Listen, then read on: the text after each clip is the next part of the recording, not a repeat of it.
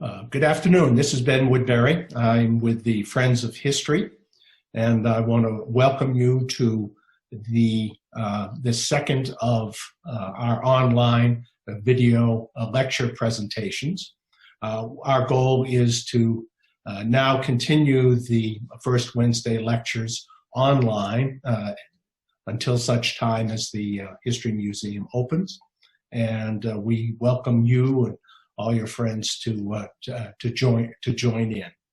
So I would encourage you. We will be sending out email announcements on this about the middle of each month, and so just keep an eye on it. Obviously, if you're on here, you've seen those emails or found them on Facebook, which is great. So today we're fortunate to have with us New Mexico's new state historian, Rob Martinez, and he has looking forward to presenting on his Mulattos of Cochiti, caste and race in Spanish Colonial New Mexico.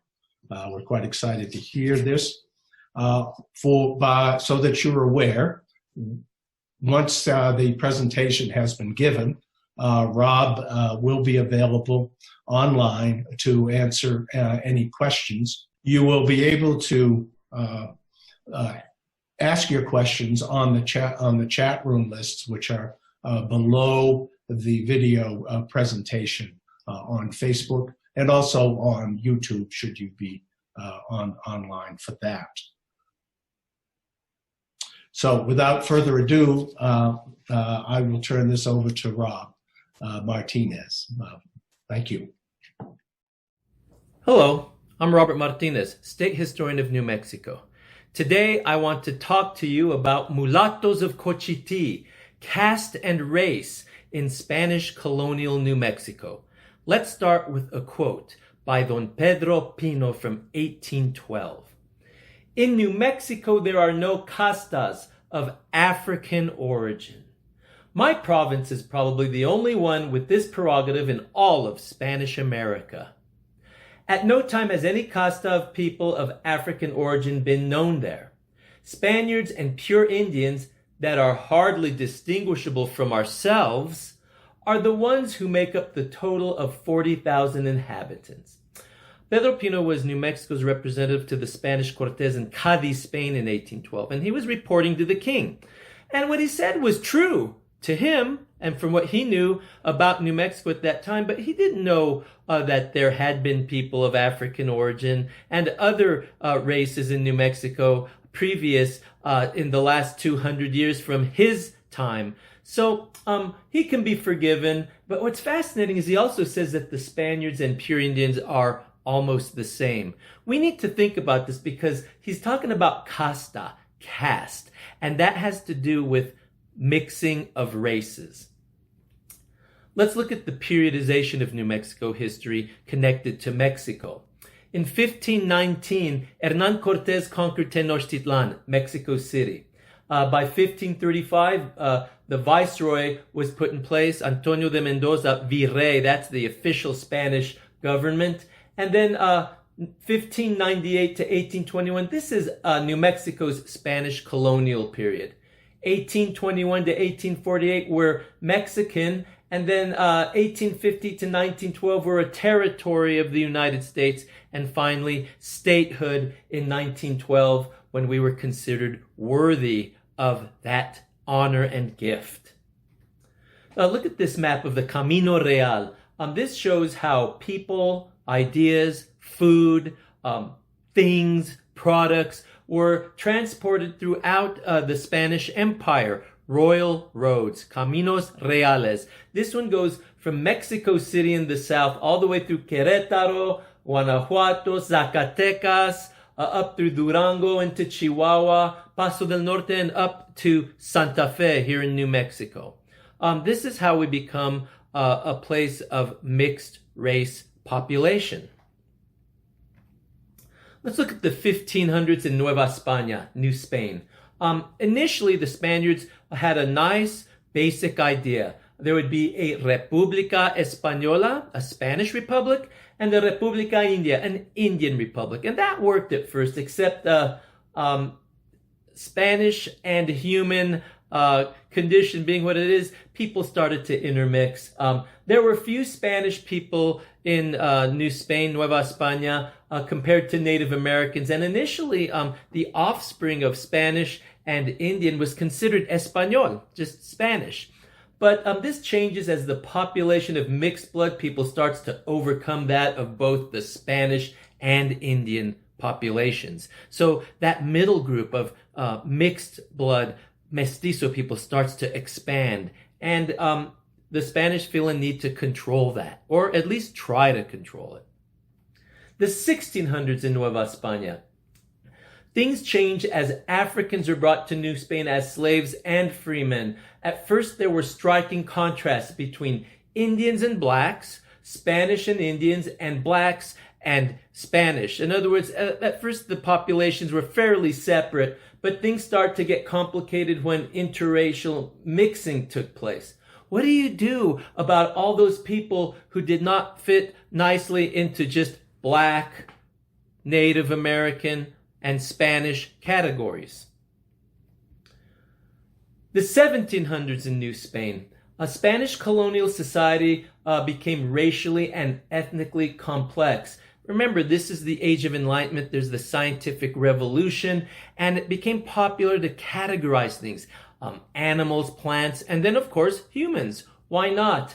This leads to an obsession with race, and not just among the Spanish. The British have it, the French, but in Mexico, Nueva España, there's this obsession with race and the different mixing that's going on. So let's talk about caste. What is caste? Casta is the word in Spanish. The people of India have a caste system. It's a way of organizing society up and down. In India, it's the higher classes or the priestly class, and at the lower end, the untouchables. A very rigid system. But the one in New Spain in the 1700s, it's very strict in places like Mexico City or Puebla or Guadalajara, Zacatecas. But when you get to outlying areas like New Mexico, we'll see it becomes very fluid. So we need to talk about church records, because this is one of the ways that the Spanish are able to start categorizing humanity throughout the Spanish Empire. And this happens also in the Philippines. It's very similar to what happens in Nueva España and New Spain and Mexico and New Mexico. But what we see happening is that the Council of Trent from 1545 to 1563, this is a Catholic Church council that was called to address the movement led by Martin Luther, the priest, but it also addressed things like sacraments, the need to record them because of the movement of people taking place because of the Americas. Spaniards are starting to move and live in other parts of the world, so they need proof that they've been baptized, that they've been confirmed, receiving sacraments, and being married. So by 1585, you see records of baptisms, marriage information, marriages, burials in New Spain, and they start to be separated based on race and ethnicity, like Spanish, Indian, and other casta designations. In fact, it's 1603 where we see the first casta registers at the Sagrario. That's the cathedral in Mexico City. And as you can imagine, this leads to a lot of confusion for priests because it's a very complicated system to try to navigate. There's a lot of ambiguity and confusion and even indifference in these records. So they tell us a lot about the population, but they also tell us a lot about the people who are recording these casta race designations. Mestizo designation is very inconsistent. Typically that meant half Spanish and half Indian, mestizo. But these mestizo people show up everywhere. Sometimes they're in a casta book, sometimes they're in an Espanol or Spanish book, and sometimes they show up in an Indian or Indio book. By the 1800s, the Crown insists again that priests must record Casta Calidad. In other words, if you don't know exactly what the racial mix is. What quality are they? Are they of a quality of being Spanish, a quality of Indian, a quality of half African or half Indian? It gets very difficult and ambiguous, as you can see. The local bishop goes on to say that the priest must register that they administer the sacrament, but the rest is not that important. In other words, it's important that they baptize the baby, but it doesn't really matter if you get the casta designation correct. Whatever they are told about caste or what their perception is. In other words, if the parents say, somos mestizos, we're mestizos, then fine, write that down. Or if the priest looks at them and says, parecen mulatos, they look mulattos, he'll just write that in. And there's a lot of that goes into that. It's not just what the priest perceives, it's how they perceive themselves and how the community perceives the people. Calidad versus status. Calidad de casta was often secondary to one's station in life. Again, quality. What often mattered was wealth versus poverty, your occupation, whether it was a high level or a low level job, and how one dressed or carried themselves. In other words, if you dressed a certain way and carried yourself a certain way, you might fall into a higher level of the caste system. Or if you acted in a not so pleasant way, you could get a lower level of caste designation applied to you. Skin color also mattered. Obviously, lighter skin meant more Espanol, darker meant more mulatto, half black, half Spanish, or more Indio or mestizo. Look at this document. This is a casta system in Spanish Colonial Mexico. Very complicated. There's about 18 or so designations. At the top is Espanol, Spanish, and at the bottom you see words like lobo, animal names. You see mestizo, mulatto, and it's just the varying degrees. But let's look at the top. Espanol and Indio produces mestizo. Then it says Espanol and mestizo produces castizo. That means you're a quarter Indian, 3/4 Spanish. But then a castizo in Espanol presents, voila, an Espanol. You have been Spanishized. Let's talk about genízaros because genízaros are important to New Mexico's casta system. They're not in the typical casta designation, but they are important to our history here in New Mexico. We first hear about genízaros here in the early 1700s when Vargas, the reconquistador of New Mexico, used the term to describe some Native Americans here in New Mexico. It means janissary or auxiliary. It comes from the Ottoman Turks. They would take captive Christian boys and raise them and train them as warriors and then push them out to the front to go into battle first. So that's where this term comes from. In New Spain, you also see the term Ladino, and this was used to designate a highly Hispanicized Indian or one who spoke Spanish really well. It's not to do with Ladino, the language of the Sephardic Jews of Spain. That's something else. Sometimes people get confused. But in the New World, in the Americas, Ladino means a Hispanicized Indian. In New Mexico, for the most part, genízaros were non-Pueblo Native Americans. I mean, sometimes Pueblos ended up as genízaros, but these were cautivos, captive people who were taken captive by other Native Americans, nomadic groups, and they would be brought and put in Hispano households as servants, which is a nice word for it. It was a form of slavery in the 1700s, and it went back and forth. It was also Hispanics raiding the Comanches, the Apaches, and taking children and women from the Ute people and putting them into their homes. And these folks would be catechized, baptized, and given Christian names, turned into Catholic Hispanic people, at least ideally. But in actuality, they were marginalized. They were no longer members of their original tribal community, and yet they were not totally accepted into Hispano society. In 1733, we see the first attempt to have a community of genízaros at Sandia Pueblo or in that vicinity, but they're turned down.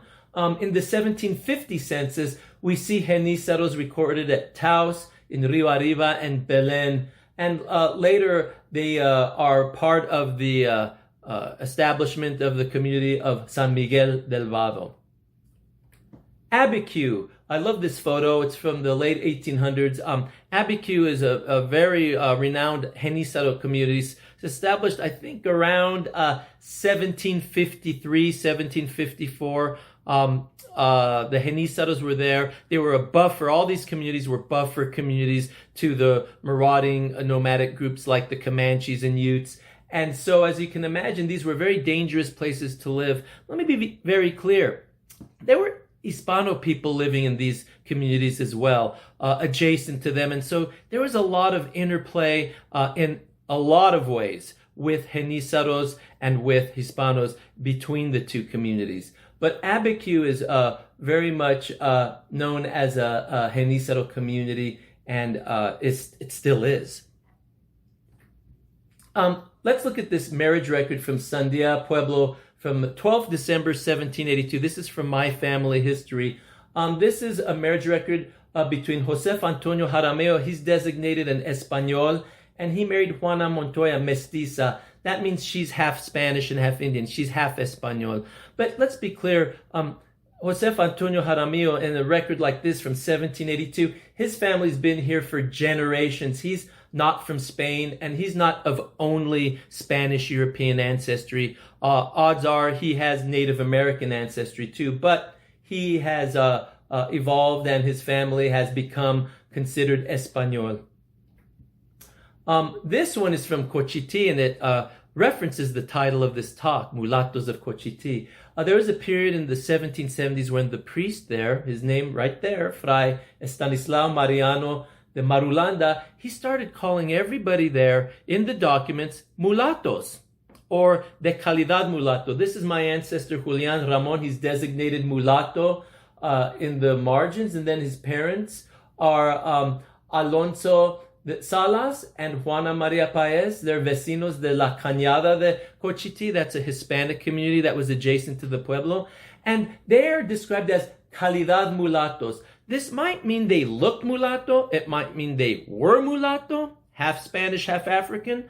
But also, he's kind of putting them down by saying they are of a mulatto quality. For a person like him, we'll see, he was a high-level Español from New Spain, and coming to a place like New Mexico, he definitely looked down on the people. And it turns out later on, he was going blind, it turned out. So he might have also had a hard time seeing these people. But nevertheless, he called everyone at Cochiti mulattos in the 1770s.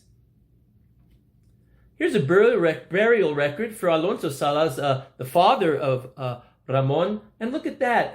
It says that Alonso Salas was que murió. He died the day before, día antes. He's called an Español.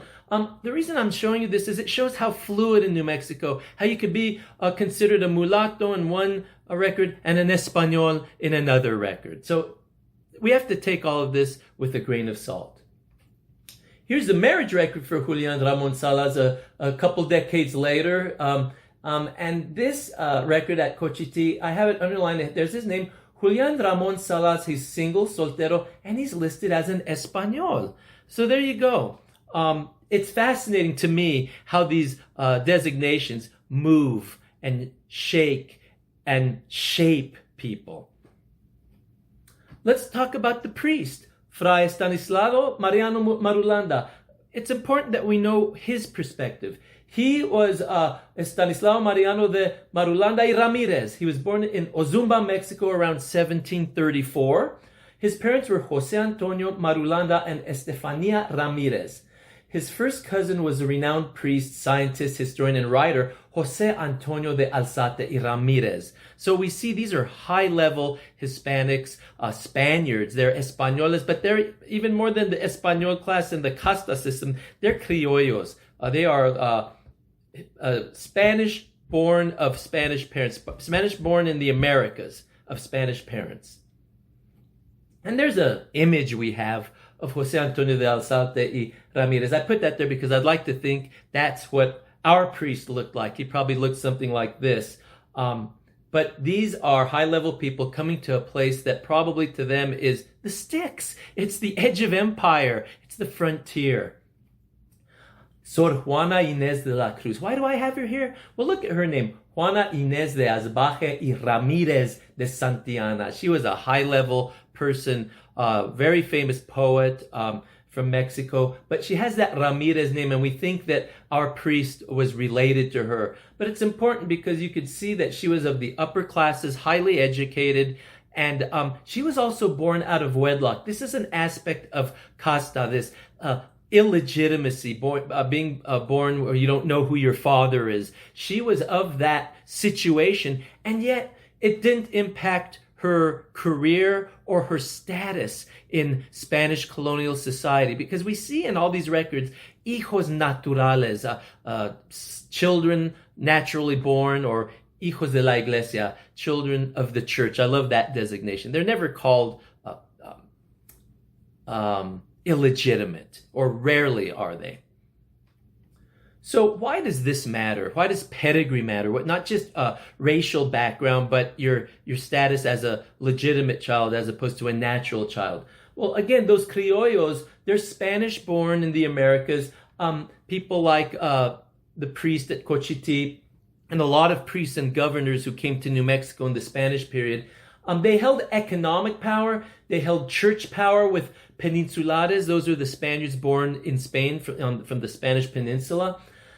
But they held little or no political power, and they held little or no military power. This will drive Mexican independence a century later, because these criollos, they want their own power and they want their own country. But when they had a chance, they would lord what power they did have over mestizos, mulattos, castizos, we'll see, people of mixed blood in the areas where they had authority.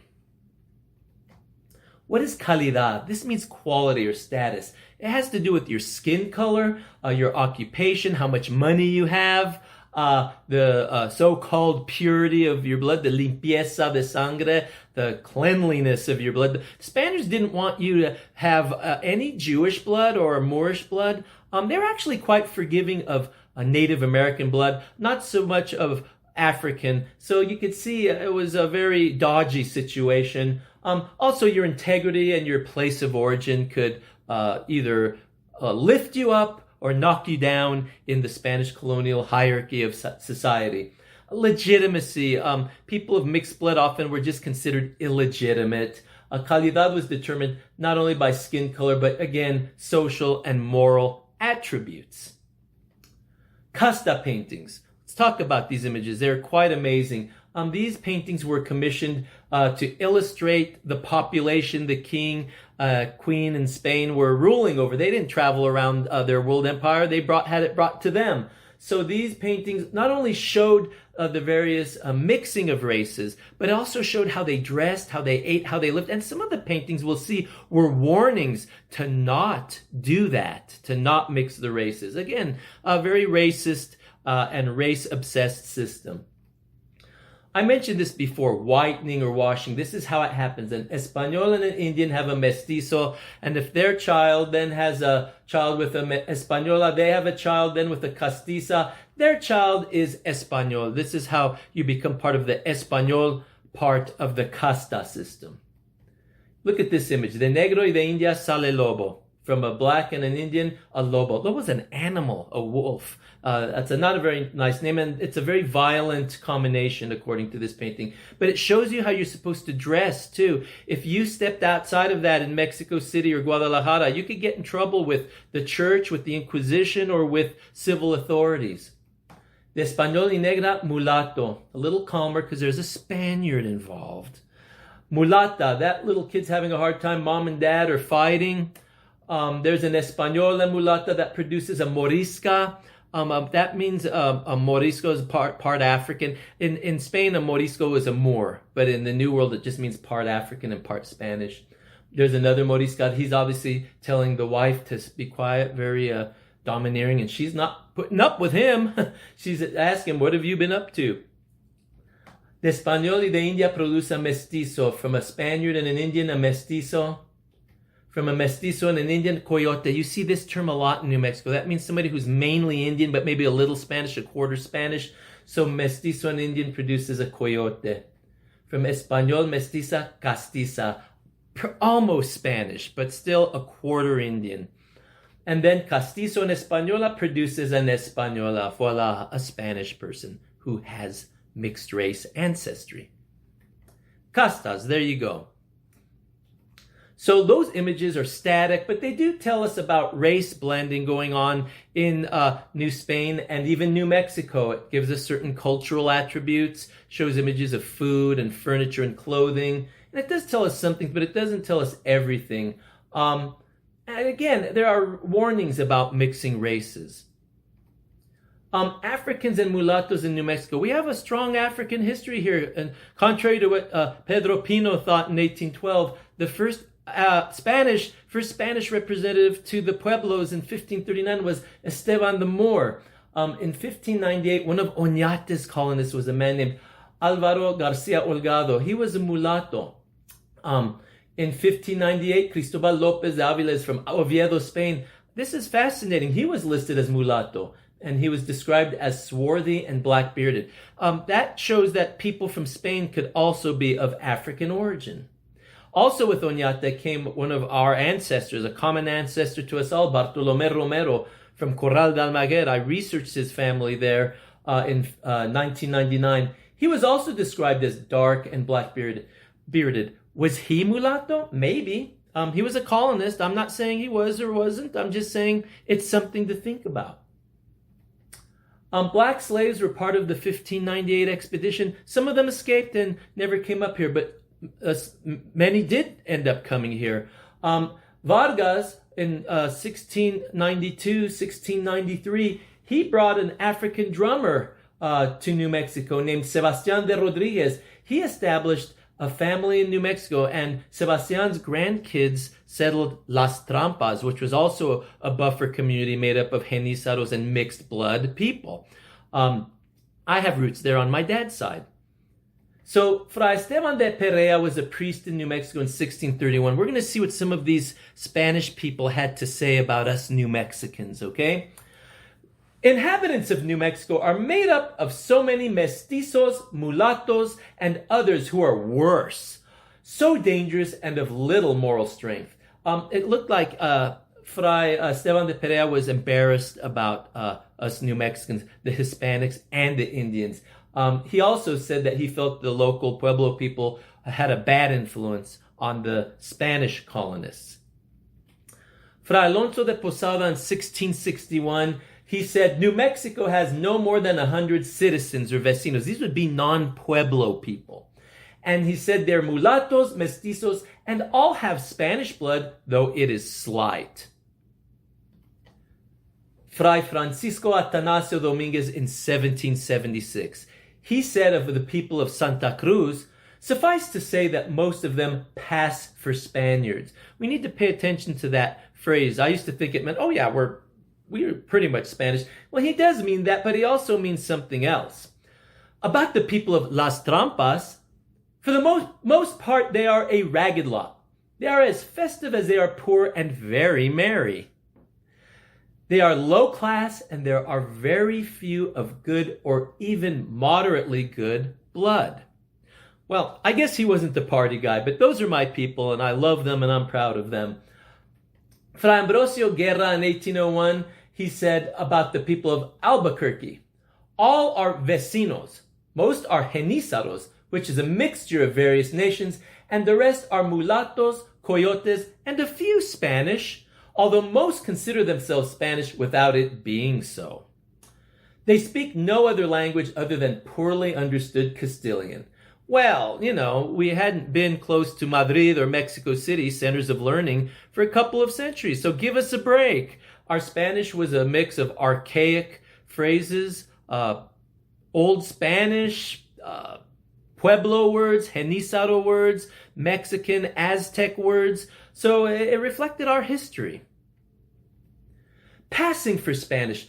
Listen to this phrase from 1774, this quote. Many pass for Spaniards who in their own hearts know they are mulattoes. Well, there you go.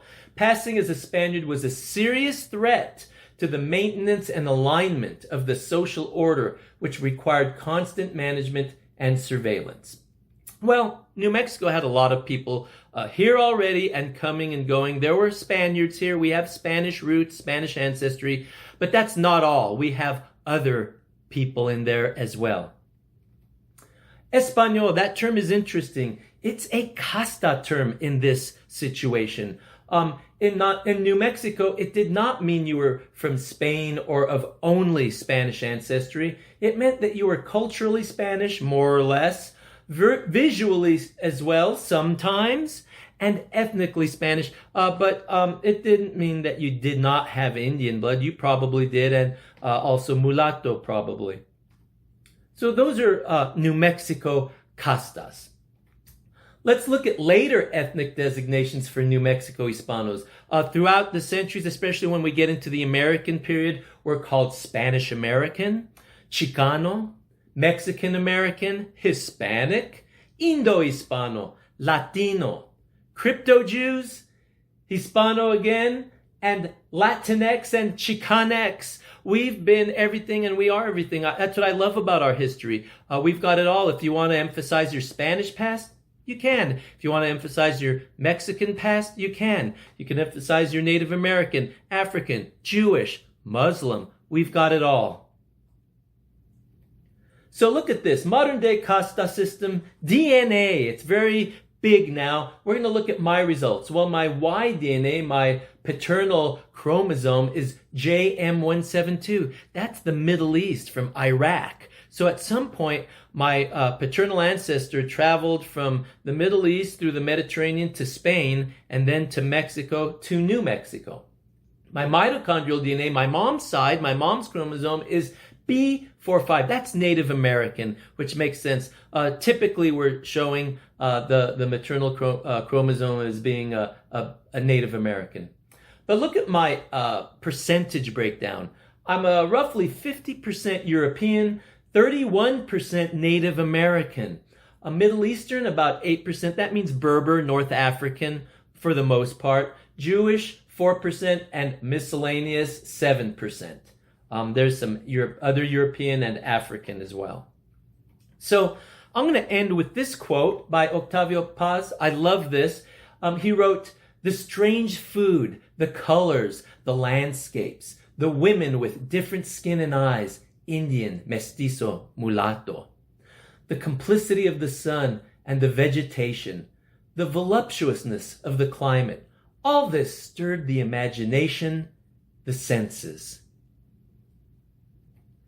And there's a Casta family from 1970. That's my family. That droopy guy at the bottom is me when I was a kid. That's my mom and dad with me. My three sisters and my older brother. We're the Martinez family from northern New Mexico. So there you go. That's the end of my presentation. Thank you for joining me. There's contact information, Office of the State Historian. There's my phone number and email if you want to contact me. And please check out our website at www.newmexicohistory.org.